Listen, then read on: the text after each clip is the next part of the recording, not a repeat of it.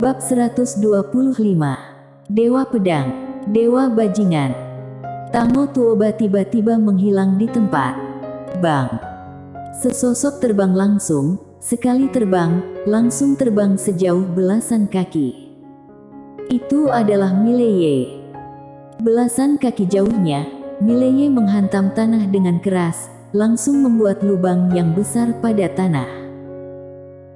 Wajah Tango Tuoba pucat pasi, dan hendak menyerang lagi, tetapi Mileye, yang berada di kejauhan, bangkit dan berlari. Dia sangat cepat dan menghilang di kejauhan.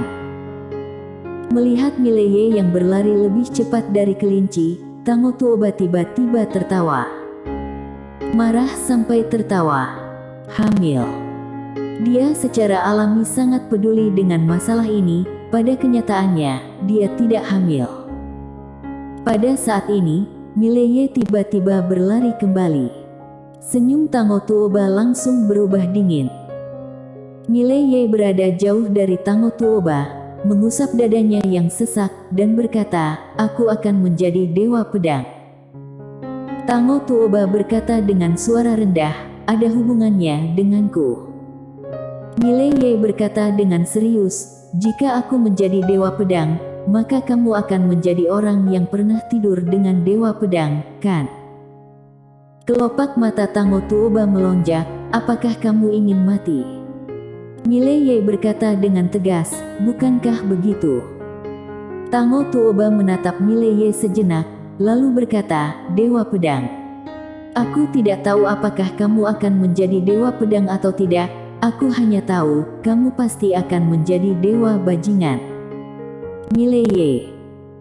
Tango Tuoba tidak mengatakan apa-apa lagi, berbalik untuk pergi, tetapi segera, dia berhenti lagi. Dewa pedang atau bukan dewa pedang, tidak ada artinya. Pria yang memiliki keberanian dan loyal, meskipun dia bukan dewa pedang, aku masih akan menghormatinya. Setelah berbicara, dia dengan cepat menghilang ke kejauhan. Di tempat, Mileye terdiam sejenak, lalu berbalik dan pergi. Setelah mendapat jawaban yang akurat dari Tango Tuoba, Mileye pun lega. Jika kerajaan Ning tidak bergerak, maka keadaan kerajaan Jiang tidak begitu putus asa. Di depan gerbang kota, Mileye mengangkat kepala dan melihat ke kejauhan. Kali ini, negara-negara ini tidak hanya menargetkan kerajaan Jiang, tetapi juga menargetkan dia dan Akademi Changlan. Dia tahu betul bahwa Akademi Changmu dan dunia kegelapan tidak ingin dia semakin berkembang. Untungnya, pihak lawan tidak berani mengutus master di atas alam ribuan semesta kemari. Meskipun begitu, dia tidak berani gegabah. Pertempuran dengan Tango Tuoba barusan membuat dia mengerti bahwa ada eksistensi yang sangat kuat di alam harmoni dewa. Dia barusan tidak menggunakan semua kekuatannya, dan Tango Tuoba masih tidak menggunakan semua kekuatannya. Jika bertarung maut, dia tidak sepenuhnya yakin bisa mengalahkan Tango Tuoba. Tentu saja, dia tidak merasa rendah diri. Memulihkan pikirannya, dia hendak pergi. Saat ini, seorang tetua berbadan bungkuk lewat dari sampingnya tiba-tiba, dan menarik belati dari lengan bajunya dan menebas ke arah perutnya. Cepat. Sangat cepat, seperti ular berbisa yang menyerang, membuat orang sulit untuk bereaksi. Pada saat ini, Mileye tidak bisa menghindar sama sekali. Dia juga tidak menghindar. Pada saat tetua itu menyayat perutnya dengan pisau, tinjunya menghantam sisi kiri dan kanan kepala lelaki tua itu. Boom! Kepala tetua itu pecah seketika. Mileye mundur beberapa langkah, perutnya terbelah, dan darah meluap. Pada saat ini, beberapa berkas cahaya dingin muncul tanpa suara di tenggorokannya. Belakang leher, pangkal paha bawah. Setiap berkas cahaya dingin langsung menyerang ke titik vital. Sama sekali tidak ada jalan mundur.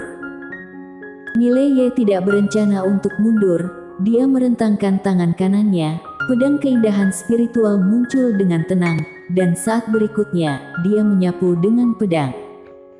Suara pedang bergema. Boom. Cahaya dingin hancur, di jarak belasan kaki, beberapa bayangan samar muncul dari sisi berlawanan dari Mileye. Bayangan kabur ini tidak menyerang lagi, tetapi berbalik dan menghilang tidak jauh. Jika tidak bisa memukul, maka segera lari. Mileye juga tidak mengejar, karena lawan terlalu cepat dan auranya tersembunyi, dia tidak bisa mengejar sama sekali. Pembunuh. Wajah Mileye sangat muram, tak perlu dikatakan lagi, ini pasti pembunuh dari dunia kegelapan yang datang secara pribadi. Pembunuh ini sangat profesional dan kejam. Jika melewatkan satu pukulan, mereka akan segera melarikan diri. Jika para pembunuh ini menargetkan jenderal dan prajurit kerajaan Jiang, atau siswa Akademi Changlan, ini benar-benar bencana. Setelah hening sejenak, Mileye berbalik dan pergi ke kota.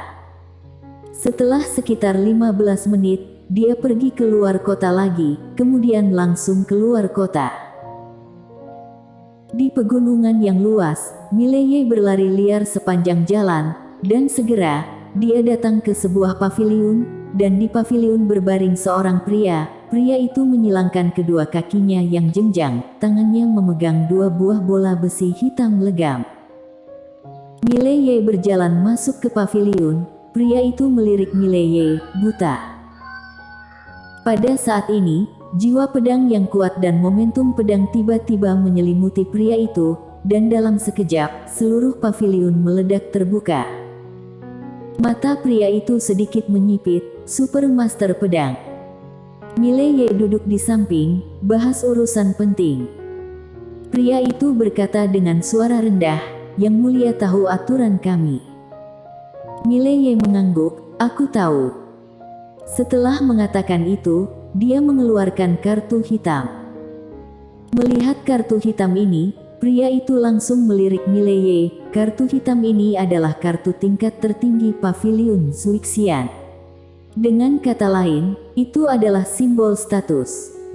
Setelah hening sejenak, pria itu berdiri, "Ikuti aku." Mileye mengikuti pria itu ke kejauhan. Di bawah kepemimpinan pria itu, keduanya melewati sebuah gunung besar dan tiba di sebuah tanah di lereng gunung. Di lereng gunung, ada puluhan rumah yang tersebar, seperti desa kecil, tetapi desa itu sangat sepi, sama sekali tidak ada orang. Pria itu membawa Mileye ke sumur.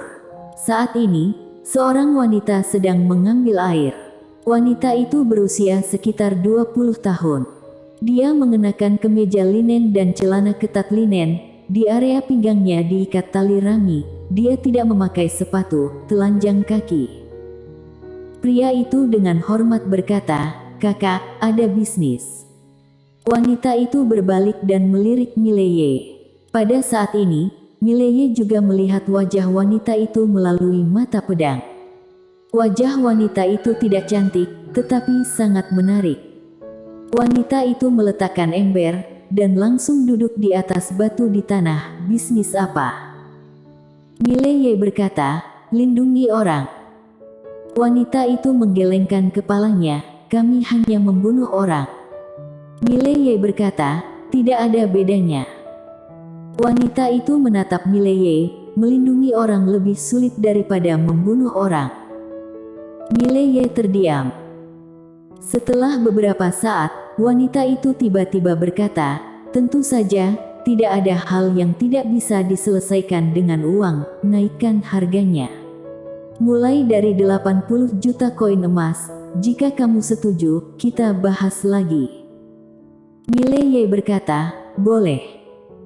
Wanita itu mengeluarkan sepotong roti pipih dari tangannya dan menggigit. "Lawannya siapa?" Mileye berkata, "Alam awan besar, dunia kegelapan, Akademi Changmu." Wanita itu tidak berekspresi, "Harganya 2 kali lipat." Mileye mengangguk, "Tidak masalah." Wanita itu terus menggigit roti. "Berapa hari, berapa orang?" Mileye berpikir sejenak, kemudian berkata, "Bagaimana kalau begini, jangan bicarakan ini dulu, Aku beri kalian 200 juta, waktu kalian selama sebulan adalah milikku. Dalam 1 bulan ini, aku minta lindungi orang, minta bunuh orang, kalian lakukan saja sesuai kata-kataku. Bagaimana? Wanita itu melirik Mileye, setengah bulan. Mileye menggelengkan kepalanya, selama sebulan, aku akan memberimu teknik seni bela diri alam bumi secara pribadi. Teknik seni bela diri alam bumi. Wanita itu terdiam. Mileye juga tidak berbicara, situasi tiba-tiba menjadi sunyi. Entah berapa lama berlalu, wanita itu berkata, "Baik." Mileye mengangguk, "Sekarang, aku ingin melihat kekuatan kalian." Wanita itu melirik Mileye, tidak percaya pada kami. Mileye menggelengkan kepalanya, "Aku hanya ingin melihat, menghabiskan harga yang begitu besar, tidak keterlaluan kan jika ingin melihat saja." Wanita itu menatap pria di samping Mileye, pria itu sedikit mengangguk. Saat berikutnya, dia tiba-tiba menghilang di tempat. Pada saat ini, Mileye tiba-tiba menghunus pedangnya dan berbalik dengan satu tebasan. Jurus satu pedang menentukan hidup dan mati. Pedang ini langsung menggunakan jurus satu pedang menentukan hidup dan mati, dan ada juga jiwa pedang dan momentum pedang. Boom! Dengan satu tebasan pedang Mileye, pria itu langsung terguncang ke dinding sejauh belasan meter. Dinding runtuh dan langsung menenggelamkan pria itu, tetapi segera, pria itu memanjat keluar, tetapi pada saat ini, darah menetes dari sudut mulutnya. Mileye mengarahkan pedangnya secara diagonal ke tanah. Dia menghadap wanita itu tidak jauh, hanya begini saja. Wanita itu menatap Mileye tanpa ekspresi. Super Master Pedang, sangat hebat. Mileye hendak berbicara. Saat ini, sesosok tiba-tiba bergegas dari belakangnya. Mata Mileye sedikit menyipit, tangan kanannya langsung menusuk pedang ke tanah. Dan dalam sekejap, dia berbalik dan membanting sebuah pukulan tinju. Tinju headshot, boom. Suara ledakan tiba-tiba terdengar, dan dalam sekejap, Mileye mundur 10 langkah, dan di depannya, seorang pria botak masih terus mundur dengan ganas. Pria botak itu menatap Mileye, tangan kanannya gemetar hebat saat ini. Mileye berbalik menghadap wanita itu. Hanya itu saja. Wanita itu menggigit roti pipih dan berkata, "Master Budo, Super Master Pedang." Saat mengatakan itu, dia mengangguk, kemudian menyimpan roti itu ke dalam pelukannya, dan pada saat ini, di samping, seorang pria tiba-tiba datang. "Kakak, apa perlu kamu menghadapi orang seperti ini?" Mileye berbalik dan melihat, seorang pria berjalan ke arahnya. Pria itu bertelanjang dada, memegang tombak panjang di tangan kanannya. Tombak itu sangat berat, jadi dia tidak bisa memegangnya dengan satu tangan. Pria itu berjalan ke depan Mileye tanpa omong kosong dan menikam dengan tombak. Tombak ini sangat mendominasi. Momentum tombak, jiwa tombak. Apalagi pria itu ternyata alam mahir gaib. Master yang sebenarnya sudah keluar.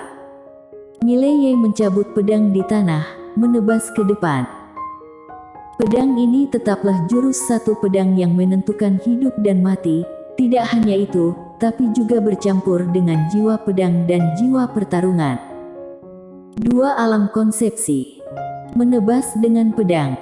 Bang! Tombak panjang di tangan pria itu bergetar hebat. Saat berikutnya, pria langsung terguncang mundur hingga belasan kaki jauhnya bersamaan dengan tombaknya. Dan begitu dia berhenti, tanah di bawah kakinya langsung retak. Pria bertombak menatap Mileye, kultivasi ganda pedang dan seni bela diri.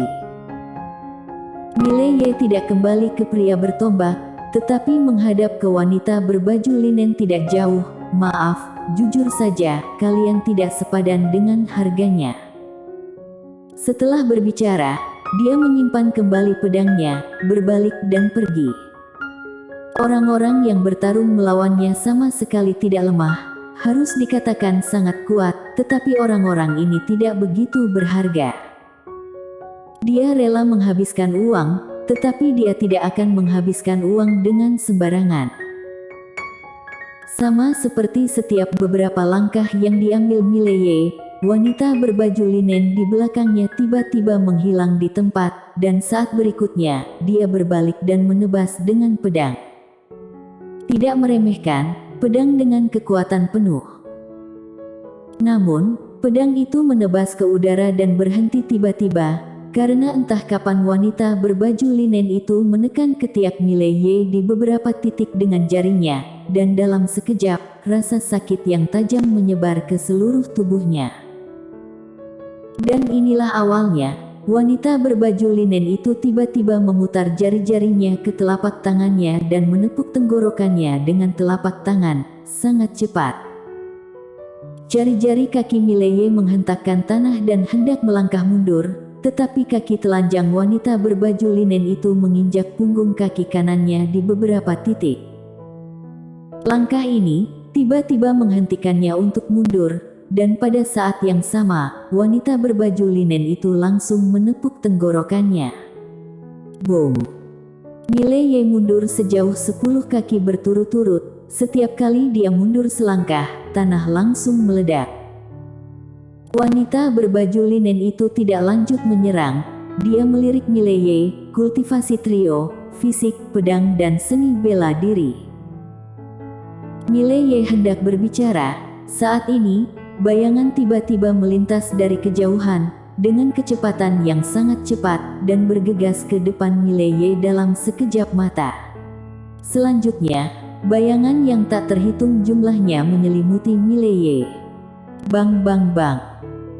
Di lapangan, satu demi satu suara teredam terus terdengar.